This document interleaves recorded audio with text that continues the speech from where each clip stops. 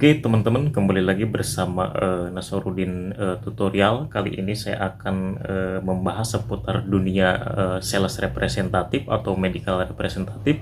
Jadi buat teman-teman semua yang bekerja di dunia sales representatif atau medical representatif, mungkin bisa jadi pelajaran atau menambah ilmu begitu teman-teman.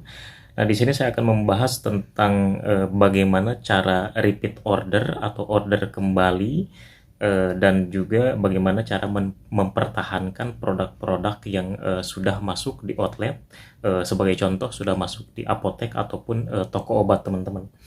Nah, yang pertama untuk sales representatif atau medical rep itu pertama diadakannya yang namanya frontliner gathering, atau mungkin perusahaan lain banyak disebut dengan farmasi meeting. Setiap perusahaan mungkin bahasanya akan berbeda-beda. Ada yang disebut dengan farmasi meeting atau dengan frontliner gathering. Jadi maksud dari farmasi meeting atau frontliner gathering itu biasanya ada undangan khusus untuk apotek ataupun toko obat. Contoh seperti mengadakan pertemuan khusus di hotel dengan cara makan-makan. Nah, setelah itu biasanya tim marketing dari perusahaan industri akan mempresentasikan tentang produk-produk apa saja yang dijual, produk-produk apa saja yang akan didistribusikan ke setiap outlet, dan ditambah juga biasanya akan menjelaskan secara detail tentang komposisi dan cara penggunaannya. Nah, otomatis dengan begitu nanti outlet akan lebih paham, lebih mengerti, dan akan lebih pede untuk mempromosikan dan menjualkan produk ke pasien atau customer. Nah, dengan cara begitu otomatis nanti akan repeat order kembali begitu.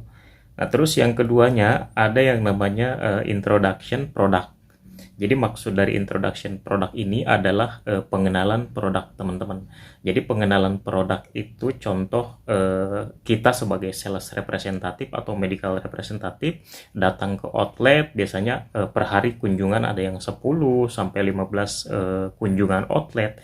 Nah, itu kita mempresentasikan atau menjelaskan sedetail mungkin tentang produk-produk, komposisi produk yang ada di outlet. Nah, otomatis dengan begitu, ketika frontliner tahu tentang produk-produk kita, komposisinya seperti apa, aturannya seperti apa, otomatis frontliner apotek ataupun toko obat akan lebih percaya diri untuk menawarkan ke customer ataupun pasien. Nah, otomatis nanti produk yang ada di outlet akan terjual dan akan repeat order kembali begitu, teman-teman. Nah, terus yang ketiganya ada yang namanya entertain. Jadi entertain itu bisa dibilang jamuan ya, kayak jamuan makanan ya, seperti kita datang ke outlet atau ke apotek ataupun toko obat membawa makanan, yaitu tanda istilahnya tanda kedekatan kita, tanda kita berterima kasih bahwa produk kita sudah masuk di apotek ataupun toko obat begitu, teman-teman. Dengan begitu apoteker, bagian purchasing, frontliner semuanya akan merasa dekat dengan kita, berterima kasih, dan otomatis mereka akan lebih memperhatikan produk kita begitu, teman-teman. Nah, terus yang selanjutnya ada yang namanya, yang keempat ada yang namanya sampel produk, teman-teman. Nah, sampel produk ini seharusnya wajib ya untuk ada di apotek, jadi sampel untuk customer atau pasien. Jadi ketika item produk teman-teman sudah masuk di apotek ataupun toko obat, pastikan teman-teman siapkan sampel untuk customer. Dengan begitu, ketika pasien datang atau customer datang ingin membeli produk kita, otomatis mereka cobain sampel terlebih dahulu. Nah, jika cocok, biasanya akan membeli produk yang sudah ada di outlet. Begitu, teman-teman. Nah, dengan begitu akan terjadi yang namanya repeat order. Nah, terus yang kelima ada yang namanya insentif kupingan produk, teman-teman. Nah, maksud dari insentif kupingan produk ini, ketika produk teman-teman masuk ke outlet, ketika produk teman-teman masuk ke outlet dan teman-teman memberitahukan bahwa setiap penjualan, setiap produk yang laku terjual ke pasien akan mendapatkan yang namanya insentif kupingan. Contoh, satu produk, satu item produk, misalkan untuk insentif frontliner dikasih 10-20 ribu. Ya, jika kejual 2, 5, sampai 10 berarti tinggal dikali 10 sampai 20 ribu. Nah, otomatis akan menjadi daya tarik dan semangat untuk frontliner untuk menjualkan produk kita yang ada di outlet. Dengan begitu akan terjadi yang namanya repeat order, teman-teman. Nah, terus yang selanjutnya, yang ketujuh, ada yang namanya diskon spesial khusus outlet. Contoh seperti ini. Ketika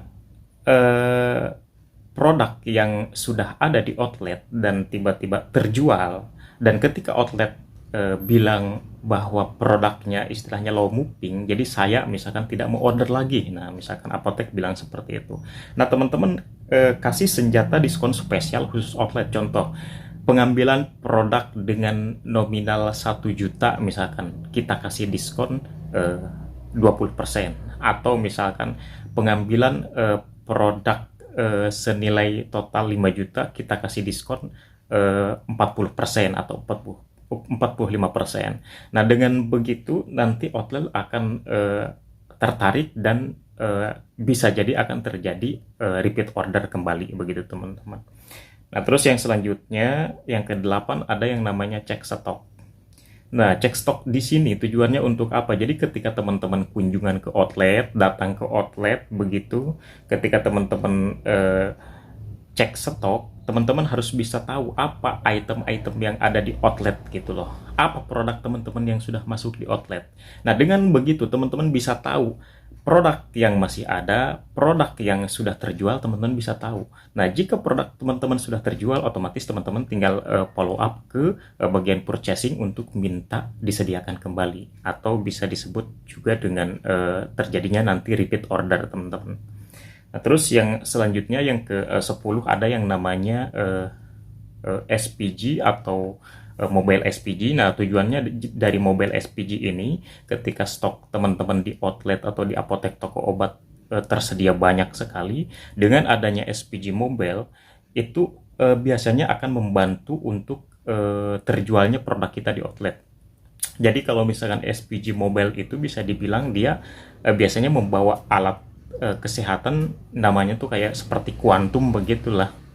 Jadi ketika pasien datang atau customer datang, mereka akan dicek gratis. Ketika dicek gratis, nanti si SPG mobile atau mobile SPG dia akan merekomendasikan produk-produk kita yang ada di outlet. Dengan begitu, produk yang ada di outlet akan terjual dan nanti akan terjadi repeat order kembali, teman-teman.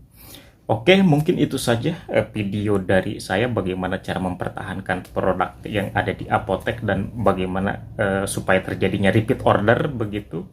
Mungkin ini hanya sebagian saja yang saya kasih bocoran atau saya kasih ilmu. Semoga teman-teman bisa menyimak dan bermanfaat buat sales rep atau medical rep. Jangan lupa untuk like, komen, dan juga subscribe. Terima kasih.